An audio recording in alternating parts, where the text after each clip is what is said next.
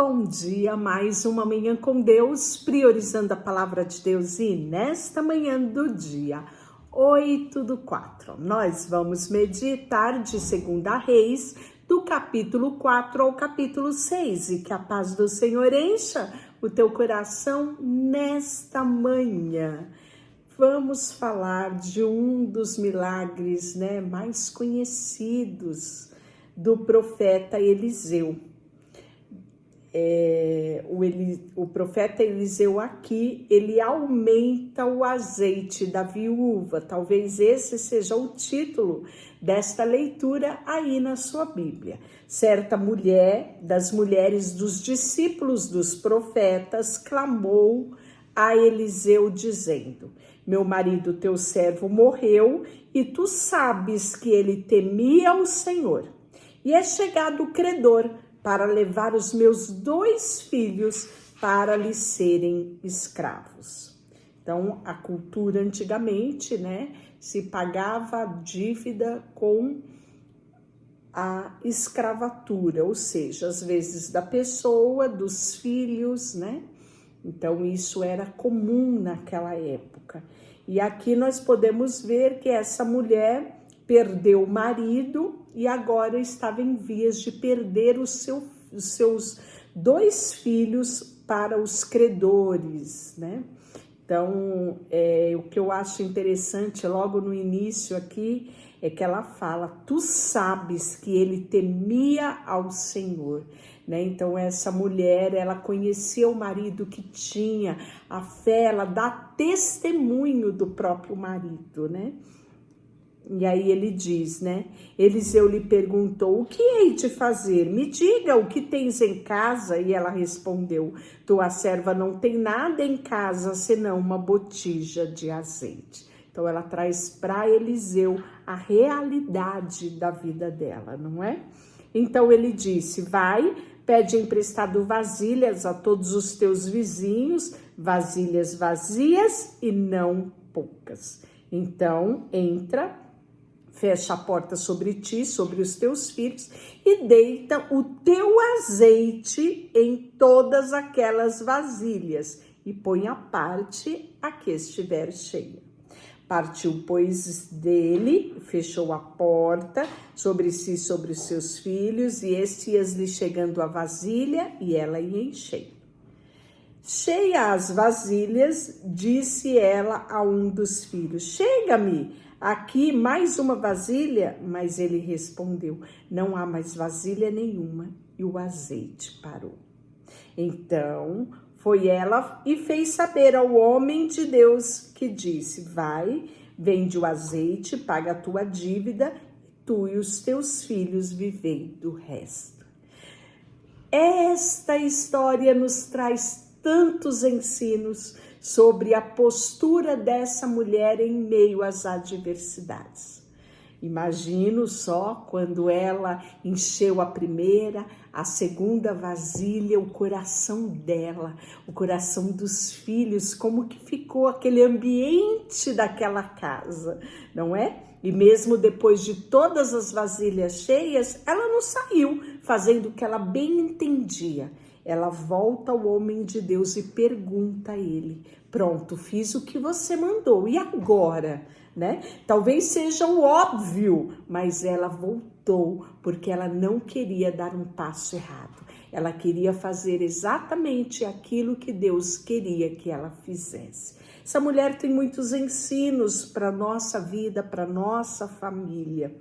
E aí nós vamos ver um outro momento, Eliseu, certo dia, Eliseu passa em Sunem, onde se achava uma outra mulher, já essa aqui era uma mulher rica, o qual constrangia a Eliseu a comer pão.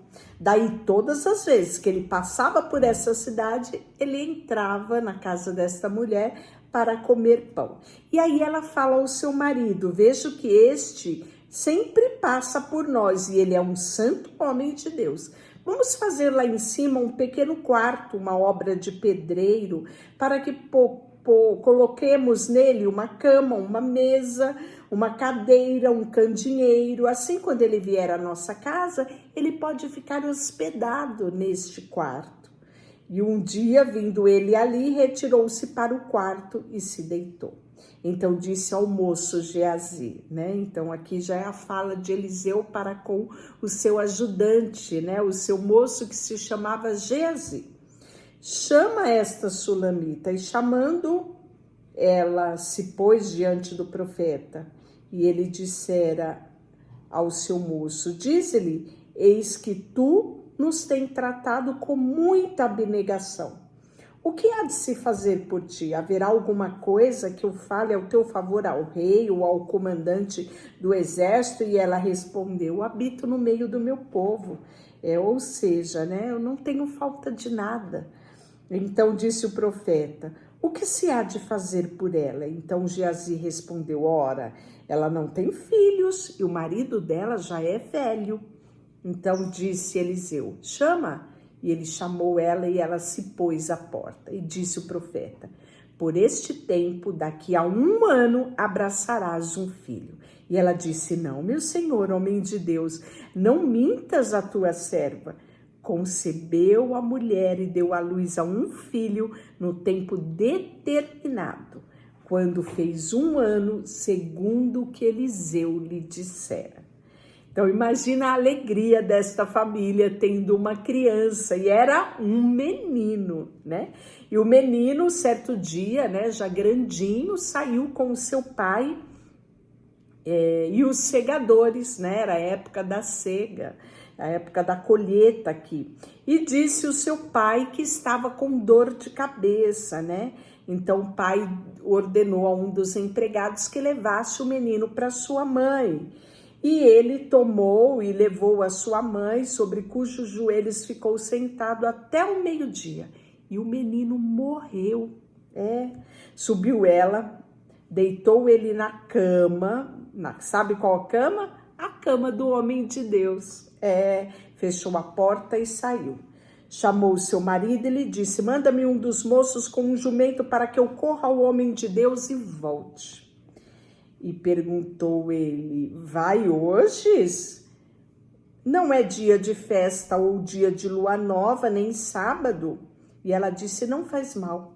Então fez ele albadar, ou seja, preparou um jumento, a jumenta, e disse ao seu moço, guia e anda, e não te detenhas no caminhar, senão quando eu te disser. Partiu ela, pois, e foi ter com o homem de Deus no Monte Carmelo. E vendo-a de longe, o homem de Deus disse a Geazi, ao moço, é a sulamita, corre ao seu encontro e pergunta se tudo vai bem com o seu marido, com o menino. E ela respondeu, tudo vai bem.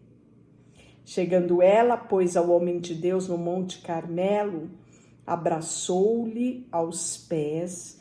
E então se chegou Geazi para arrancá-la daquilo, né? Daquela posição abraçada aos pés de Eliseu. Mas o homem de Deus disse, deixa, porque a sua alma está amargurada e o Senhor não me encobriu, eu não sei o que aconteceu.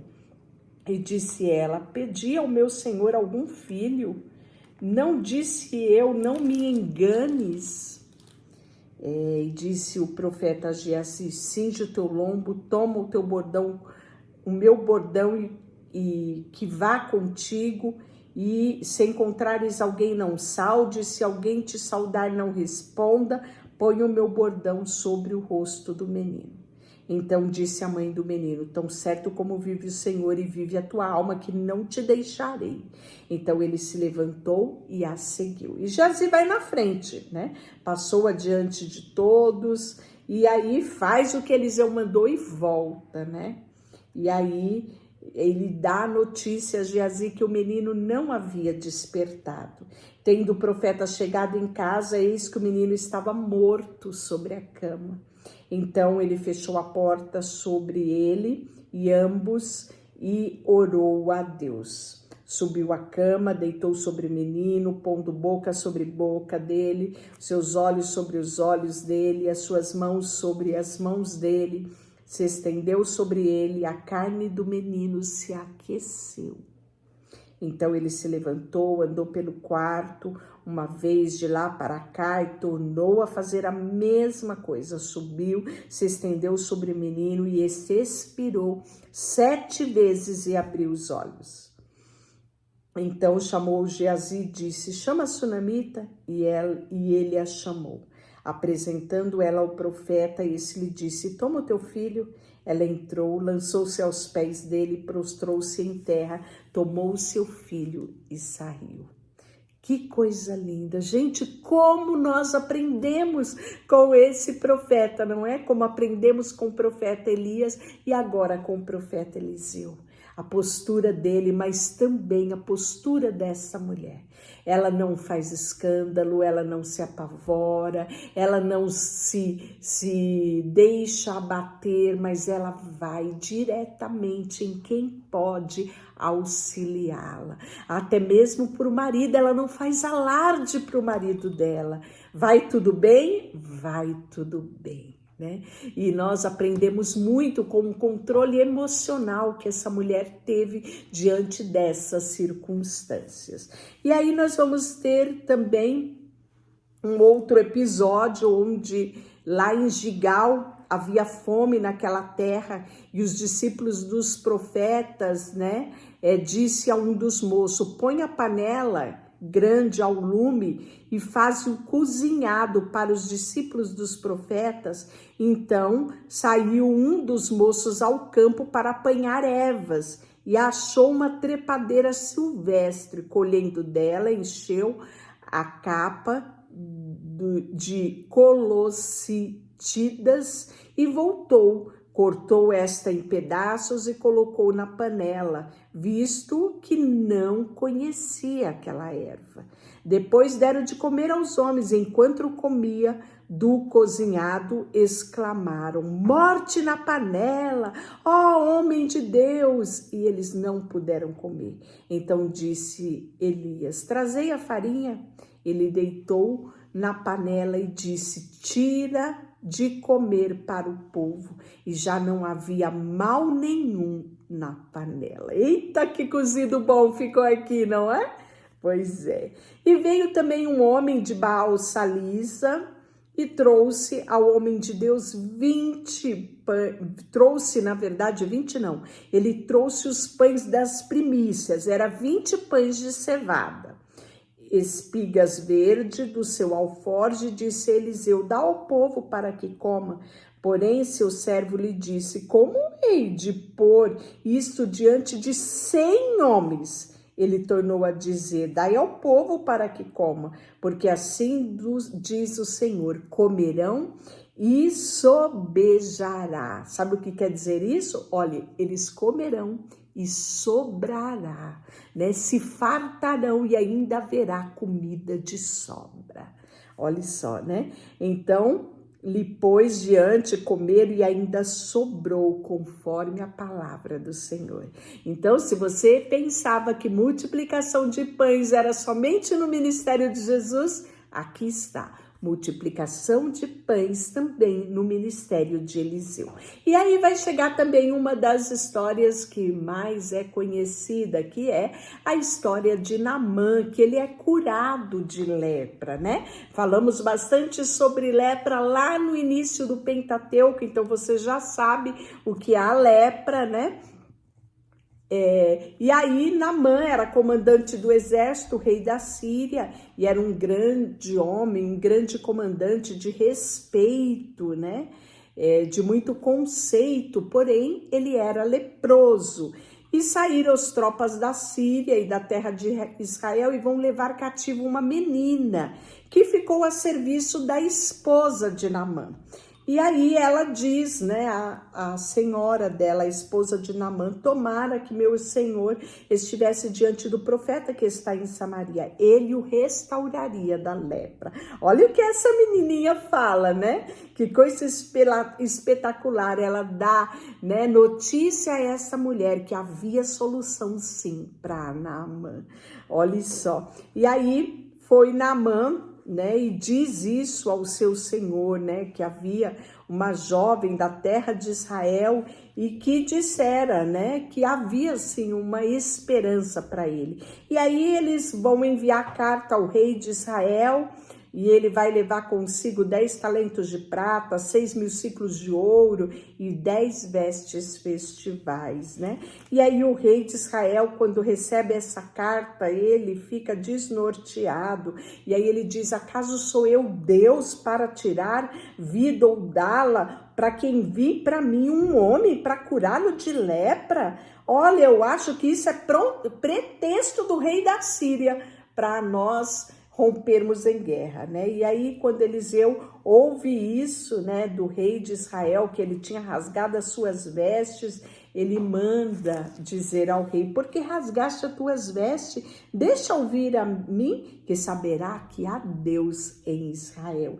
E assim nós vamos ver, né, que Naamã vai até Eliseu, mas Eliseu não tem esse contato com Naamã. Ele manda mensageiro com a notícia para Naamã. Você quer saber o que pode te curar? Vou te dar um comando. Mergulhe 7 vezes no Rio Jordão. Naamã fica revoltado, porque o profeta nem foi falar com ele, um comandante, não é? Um importante comandante do rei da Síria. E isso era uma desfeita do profeta de nem ir falar com ele e ainda mandar ele se lavar no Rio Jordão, que não era um rio muito bom, não é? Em Damasco, como ele mesmo diz, há rios muito melhores, né? E ele fica naquele impasse, naquela revolta, né? E aí até que um dos seus companheiros, dos seus homens, diz, se ele te pedisse algo mais custoso para que você ficasse livre dessa lepra, será que tu não ficaria? Será que você não faria, Naamã? O que é mergulhar 7 vezes no Jordão? Enfim, convence ele, né? E aí nós vamos ver que ele vai mergulhar no Rio Jordão 7 vezes, está lá no versículo 14, sobre a palavra do homem de Deus, e a sua carne se tornou como a carne de uma criança, e ele ficou limpo. Ele vai se voltar ao homem de Deus com presentes, e o homem de Deus diz a ele, né, que não aceitaria, que se recusaria a esses presentes, né? E aí Naamã diz para ele, se não queres, peço-te que ao teu servo seja dado levar uma carga de terra de 2 mulos, porque nunca mais oferecerei este teu servo holocausto, nem sacrifício a outros deuses, senão o Senhor. Então ele leva um pouco de terra, né, para levar para o seu lugar lá, né, para ele lembrar-se de que aquele lugar tinha um homem de Deus, um homem que tinha intimidade com Deus, um homem que se colocou na brecha em favor dele, pela cura dele, né? E aí nós vamos ver que os olhos de Geazi, o seu moço, cresce, a ambição por todos os presentes que Eliseu rejeitou. E, infelizmente, ele vai usando o nome de Eliseu, ele se encontra com Naamã e pede os presentes, né? E aí nós vamos ver que quando ele volta, Eliseu pergunta, onde estivesse Geazi? Geazi diz para ele, teu servo não foi a parte alguma. Está lá no versículo 25. E ele disse, porventura não fui eu contigo em espírito quando aquele homem voltou do seu carro a encontrar-te? Era isso ocasião para tomares prata, vestes olivais, vinhas, ovelhas, bois, servos e servas? Portanto, a lepra de Naamã se apegará a ti e a tua descendência para sempre. Então saiu de diante dele leproso, branco como a neve. Olha que triste esse episódio de Geazi, não é? E aí nós vamos ver que no capítulo 6 nós vamos ter mais milagres, né? De repente, o cabo do machado se solta e afunda. E o machado era emprestado, né? E aí nós vamos ver que os discípulos dos profetas ficam apavorados, né? E essa questão vai chegar até o homem de Deus, e o homem de Deus pergunta para eles onde caiu. E ele mostraram um lugar, né? E aí nós vamos ver que ele corta um pau e ele lança ali, e o ferro flutua. E ele disse: levanta-o, estende ele a mão, e o tomou. E aí nós vamos ver que houve também uma ação de Eliseu na guerra contra os sírios, né? O rei da Síria fez guerra contra Israel e em conselho com seus oficiais, né, diz: tal lugar estará o meu acampamento. Mas o homem de Deus mandou dizer ao rei de Israel: guarda de passar por aquele lugar, porque os sírios estão ali. Então Eliseu sempre dizia ao rei de Israel, né, o planejamento que o rei da Síria tinha feito, e isso incomoda o rei da Síria. E o rei da Síria percebe que ele sempre, né, está fazendo ação, mas o rei de Israel é como se já soubesse, e claro que já sabia, através deste santo homem de Deus, né? Como diz a Sunamita, pois é, ele traça todas as estratégias do rei da Síria para o rei de Israel. E aí nós vamos ver que ele vai mandar um exército inteiro, sabe para quê? Para pegar Eliseu. E nós podemos ver que o servo de Eliseu fica apavorado quando acorda de manhã e vê aquele grande exército, né? E Eliseu calmo e tranquilo estava. E ele vai orar dizendo: peço-te que abra os olhos para que ele veja que maior é o que está conosco do que os nossos inimigos. E os olhos do moço foi aberto e ele viu que o monte estava cheio de cavalos e carros de fogo em redor de Eliseu, né? E aí nós vamos ver que como desceram contra ele, orou Eliseu ao Senhor e disse: fere-o, peça-te esta gente com cegueira. E vai ferir esses soldados sírios com cegueiras, e quando eles vão se ter por si, eles estão, né, no meio ali. Eles tinham chegado a Samaria quando eles abrem os olhos dele, tá no versículo 20, e eles estavam exatamente no meio de Samaria, no meio do povo de Deus, né, do povo inimigo ali, ó, desbaratinado. Então o rei de Israel viu, pergunta a Eliseu se deveria ferir aqueles homens que estavam ali, e Eliseu diz: não ferirás, darás a ele comida, farás para ele um banquete, né, para que eles comam, bebam e retornem ao rei da Síria. E ali ofereceu o rei um banquete para os seus inimigos, comeram, beberam e despediu, e foi-se para o seu senhor. Da parte da Síria não houve mais investida contra Israel. Deixa eu orar por você. Senhor, nesta manhã colocamos diante de Ti o nosso coração, a nossa vida, tudo que temos e tudo que somos. Em nome de Jesus, amém. Deus te abençoe.